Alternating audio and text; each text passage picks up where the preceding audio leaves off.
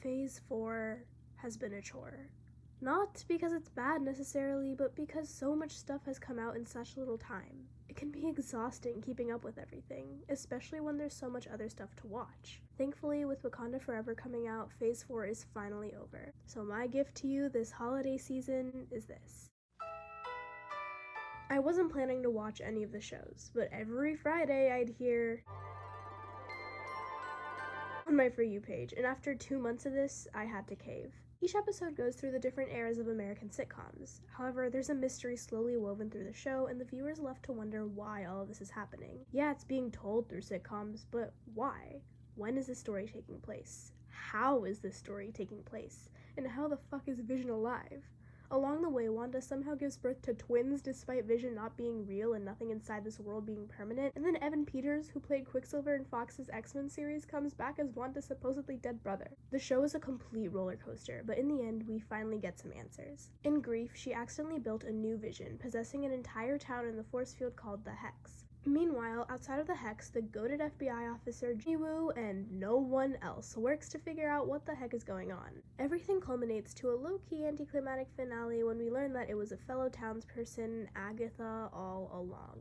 Oh yeah, I forgot to mention the absolute bangers this show had. But yeah, in a twist that shocked no one of the residents of Westview turns out to be a witch named Agatha Harkness, and she's desperate to steal Wanda's incredibly strong chaos magic. But Wanda realizes that she's hurting the citizens of Westview, so she takes down the Hex and returns them all to their regular lives, even if it means killing Vision and killing her children too. The post-credit scene has her fucking astral projecting like Doctor Strange and reading something called the Darkhold.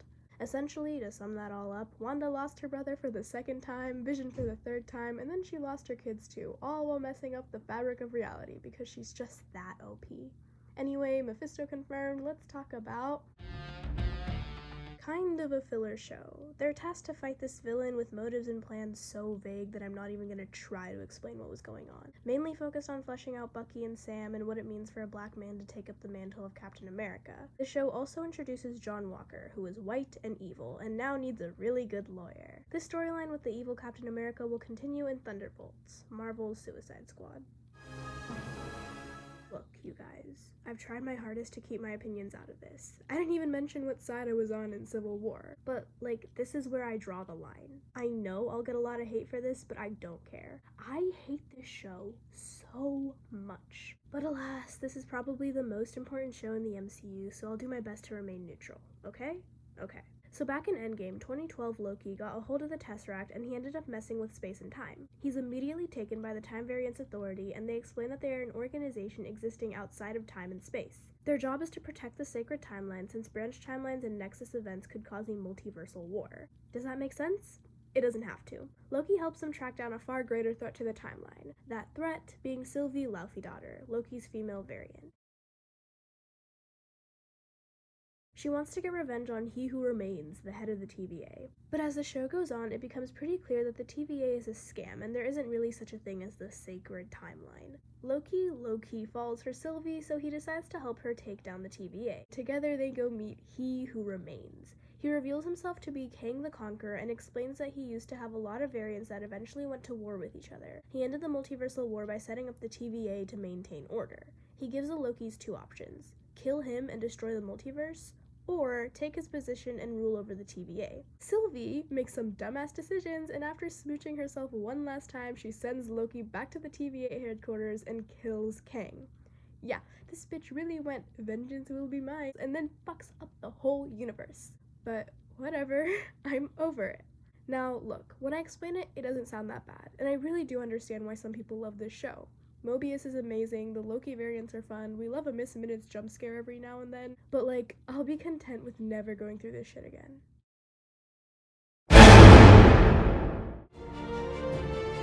Simple show, not really important, just goes over the alternate possibilities of the MCU. My favorite episode is the zombies one. Hello!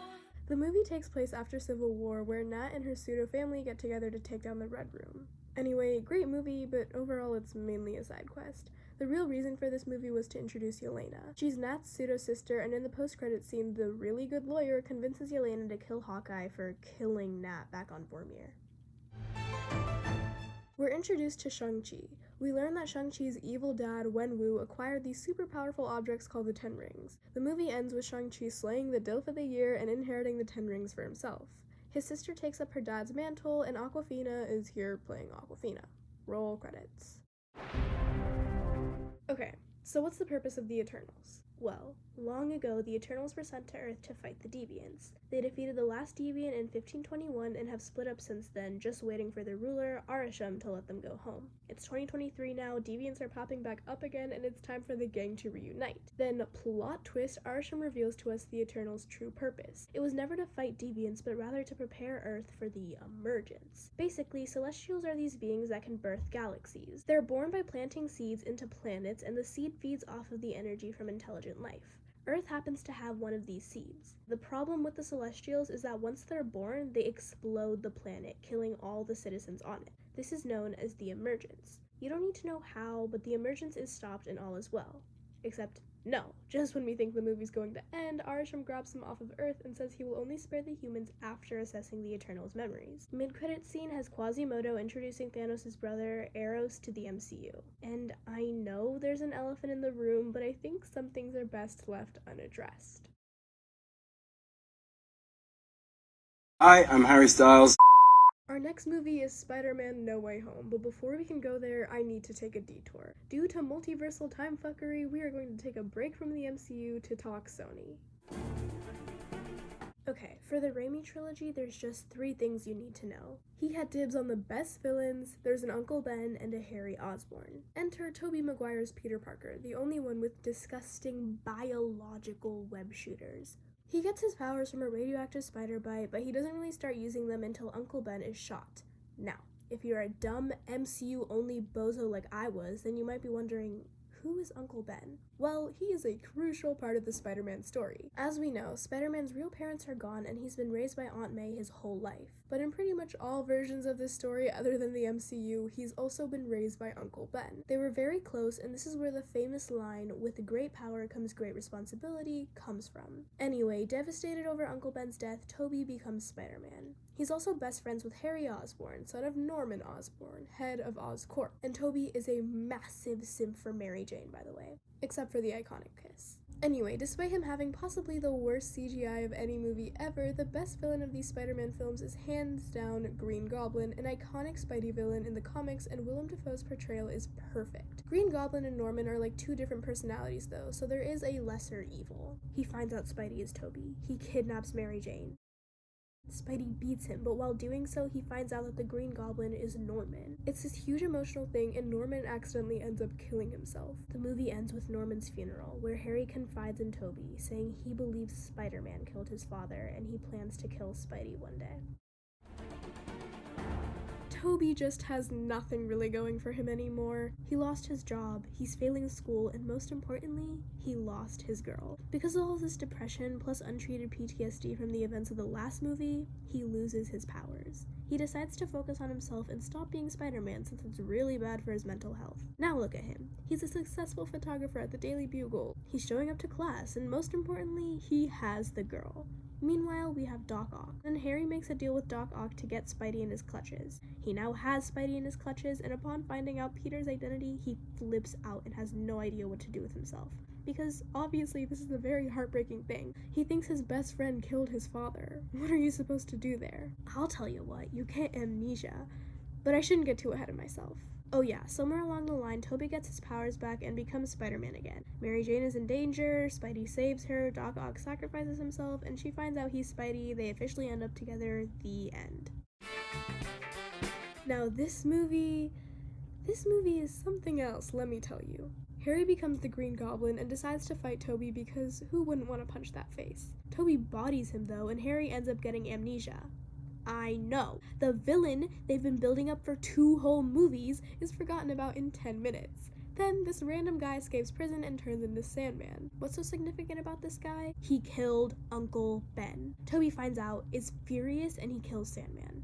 Oh yeah, and there's also this Venom symbiote that attaches to Tobey and makes him a cocky, emo bastard. Harry randomly gets his memories back, then he fights it out with Tobey Maguire, and then Spidey practically kills him. Then, Tobey gets the symbiote off of him, but it transfers to a guy named Eddie. Eddie, now Venom, teams up with Sandman to end Spidey. Meanwhile, Harry's recovering from his L, and his butler comes and tells him that Norman Osborn died of his own blade. Meaning, this dumbass knew for 2 whole years and decided now is the time to reveal this information. But whatever, Harry goes to help Tobey, Harry dies, then Venom dies, then by some BS it turns out Sandman only accidentally killed Uncle Ben, so Tobey forgives him before he dies and dusts away. Tobey and Mary Jane end up together and nothing else matters.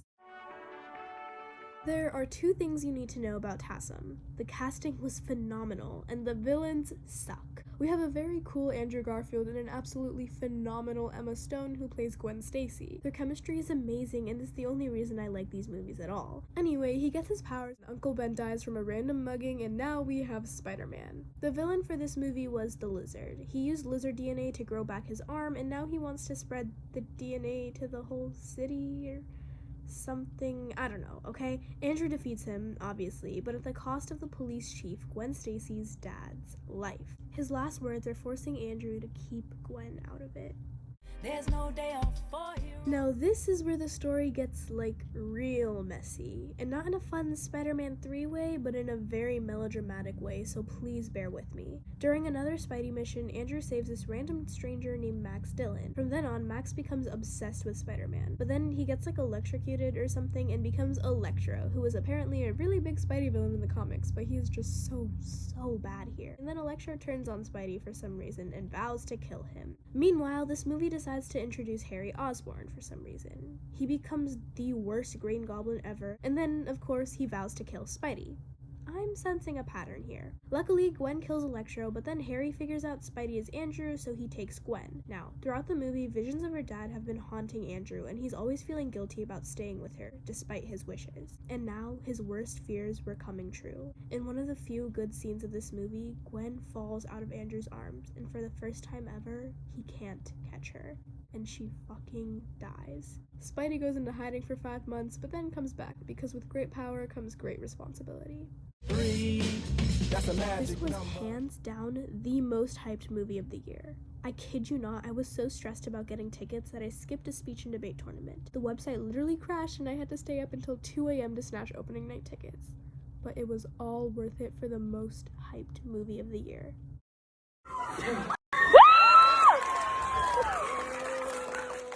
So, why was this movie so hyped? At first, people were excited because of the huge cliffhanger at the end of Far From Home. Then, people were getting hyped because it was the first Phase 4 movie that would move the plot with a character we already knew. But what mainly made people go apeshit over this movie was the multiverse. After WandaVision and Loki, we knew that No Way Home would tackle the multiverse, especially since there's a really popular comic run that goes over this exact story. And, of course, there's so many universes to tap into. So, let's finally talk about Spider-Man No Way Home. The world hates Peter for killing Mysterio, but when MIT rejects Peter and his friends just for being associated with him, he decides he's had enough. He goes to Strange and asks him to do a memory wiping spell that will make the world forget he's Spider-Man. But they both mess up the spell, and now Spidey villains from the other movies are coming into this universe and wreaking havoc. You've got Doc Ock and Green Goblin and Electro and Sandman, and I feel like I'm forgetting someone.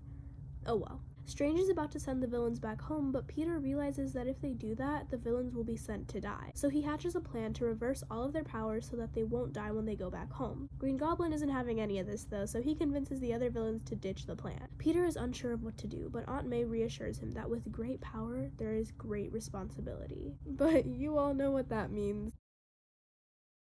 In an absolutely gut-wrenching scene, Green Goblin kills Aunt May. Then the other Spider-Man come to help Peter fulfill his aunt's wish. Cue the best fan service ever. Andrew gets his redemption when he saves MJ, Tobey gets his redemption when he stops Peter from killing Green Goblin, and all the villains are cured and sent back home. But the spell is still fucked up. The multiverse is still broken. So Peter finally learns his lesson from the first 2 movies and takes responsibility. He tells Strange to make everyone forget who Peter Parker is. And now everyone's forgotten. MIT, the public, MJ, Ned, Steven, no one knows who he is anymore. He is all alone. The movie ends at Christmas time. Peter is swinging through Rockefeller Center in a comic-accurate suit that beats all other comic-accurate suits, and the screen fades to black. No more Iron Man Jr., no more Little Avenger, just Spider-Man. It's the most We meet a new archer named Kate Bishop, played by Flashlight Girl. It's set in Christmas time and definitely has a really fun tone. And remember Yelena? Well, she comes in and tries to kill Clint, but they're fine now. They are. And her storyline will probably continue in Thunderbolts. And then we get yet another super predictable twist villain that only has 2 seconds of screen time. Give it up for Kingpin! Yeah. It's the same actor from Netflix's Daredevil, but he's clearly a variant, so we shouldn't assume that this is canon. Yet. Anyway, he dies, and that's pretty much all that happens. It's a filler show, but what are you gonna do?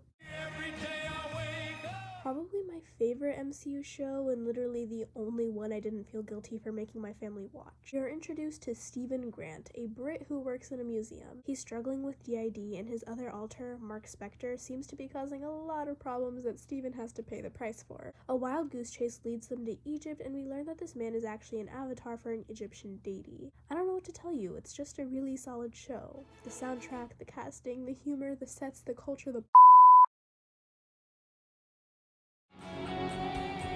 This movie is essentially a sequel to WandaVision, which isn't inherently a bad thing. Enter America Chavez, a girl with the power to travel between universes. An evil being keeps on chasing her and trying to steal her powers, so she goes to Doctor Strange for help. He assesses the situation and visits Wanda for protection. Wanda accidentally lets it slip that she is the one chasing America and is trying to steal her powers because with the help of the Darkhold, she's searching for a universe where her sons are alive. Yeah, that's right. She's the villain and she's scary as hell. The only way to stop her is by getting the Book of Vishanti, which is the yin to the Darkhold's yang. Now, some people don't understand the severity of the situation, so let me explain just how powerful Wanda is. It's mentioned that America is the only one of her kind. There are no other Americas in any other universe. This is because she is a Nexus being, the only one of her kind. Now, Wanda is also technically a Nexus being. Sure, there are tons of Wandas in the multiverse, but there is only one Scarlet Witch, which is what our Wanda is. A Scarlet Witch is like the most powerful being in the MCU as of right now, which is why she was such a scary villain. No other universe has dealt with a Scarlet Witch before, so that's why some characters might make stupid decisions. Anyway, Strange has to use the Darkhold to defeat Wanda because he isn't powerful enough otherwise. But the thing about the Darkhold is that it corrupts the user. Keep that in mind. Also keep in mind that traveling from universe to universe is not good, and too much multiversal time fuckery can result in an incursion, which is when two universes collide, ending in the destruction of one or both universes. Okay? Okay. After Wanda's done being a general menace, she realizes that what she's doing is wrong and destroys every single Darkhold in the multiverse, sacrificing herself in the process. Movie ends with Strange taking America under his wing and having her learn to control her powers at Comertage. And remember that corruption stuff I was talking about earlier? Well, it's not like Strange got out of this problem unscathed. Yeah, I don't know. Anyway, post-credit scene introduces Clea, a sorceress who says that Doctor Strange has potentially caused an incursion and that they need to stop it. A cute show that introduces Miss Marvel, aka Kamala Khan. She's a huge superhero nerd and grew up looking up to Captain Marvel, but when she accidentally stumbles upon powers of her own, she realizes superhero work is a lot harder than it looks. It's a solid origin story and quietly builds up the conflict of the Department of Damage Control first introduced in No Way Home when Peter's identity was revealed. They have it out for young heroes it seems, and we definitely haven't seen the last of them yet. The show also confirms Kamala as the first mutant of the MCU. Yup. As in those mutants. Wait, but isn't Miss Marvel famously an Inhuman in the comics? And aren't Inhumans essential to the Secret War storyline that the MCU is leading towards? Thor at this point has been through so much pain and emotional trauma. His girlfriend dumped him. He lost his parents. His brother died multiple times. He lost his home. He had to deal with the personal guilt of not being able to defeat Thanos, and he feels responsible for killing half the universe. And this movie makes it clear that the MCU will never explore any of that because Thor is the funny Avenger. I got an entire property about my PTSD. Shh, don't rub it in. Instead, this movie brings back Thor's ex, Jane Foster. She has cancer, but Mjolnir saves her and turns her into Mighty Thor. But she dies anyway, only adding to Thor's list of trauma. It's okay though, because Thor adopts this child, and that's that. Post-credit scene has Hercules, son of Zeus, being sent after Thor due to shenanigans I don't care to explain. This is a really cute 54-minute standalone that introduces a werewolf named Jack and a hunter named Elsa. This project just shows that even with everything going on in the MCU, there's still small-scale stuff like this going on. Alright, so Jennifer Walters, cousin of Bruce Banner, accidentally becomes a Hulk through methods that don't matter. Unlike the Hulk, she doesn't want to be a hero, and she can control her powers just fine. The show is pretty much just a sitcom, not much of an overarching plot. Matt Murdock comes back as the beloved Daredevil, Hulk has a son apparently, and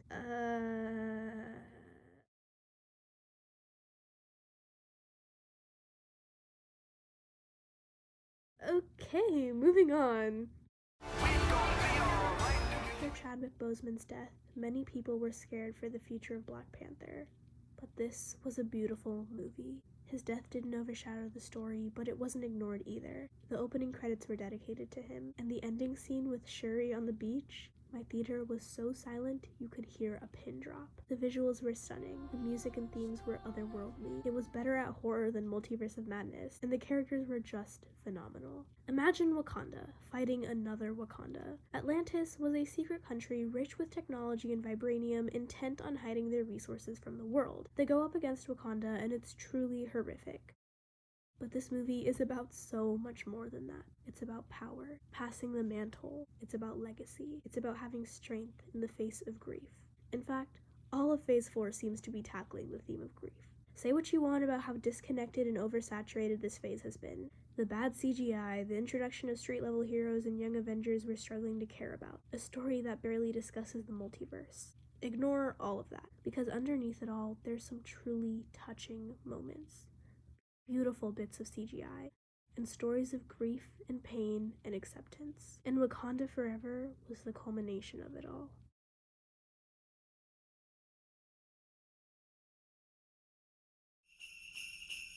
A 44-minute special that teaches the Guardians the true meaning of Christmas. Peter is kinda sad because Gamora's gone, and Mantis reveals that she is Peter's half-sister. I hope I've taught you well, because this has been a long journey.